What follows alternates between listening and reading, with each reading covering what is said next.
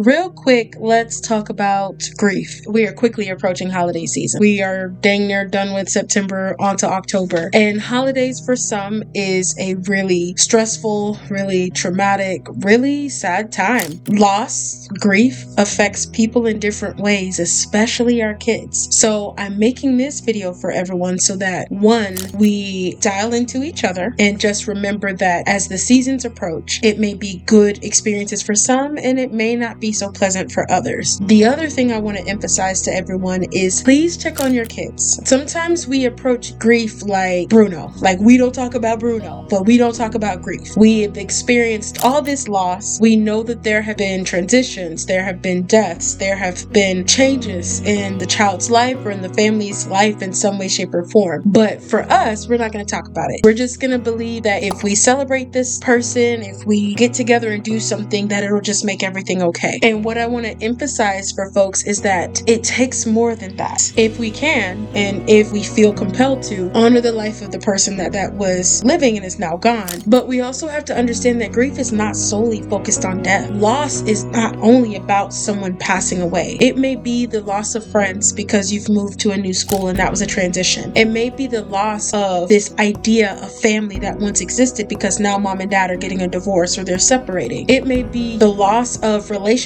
transitioning from elementary school to middle school. Like all of these things include a transition. All of these things include something changing, something going away, and sometimes new things may be added, but loss and grief are very similar. There's a change and not all change is welcome. So when we are getting into this holiday period and we are spending more time with family and we're thinking about gifts we're gonna buy and the food we're gonna cook, let's also remember that in these times, conversations should still be had. We can celebrate those that are living and those that have passed, but also talk about the losses that don't necessarily pertain to death. Talk about the experiences that are being had, the feelings that are being felt, the thoughts that are up here, but just may not be given words and being put out into the atmosphere. Be honest with each other. Be transparent, because at the end of the day, healing is the only way to work through grief. And if you start talking, if you start connecting, then you start healing. So until next time, guys, happy healing.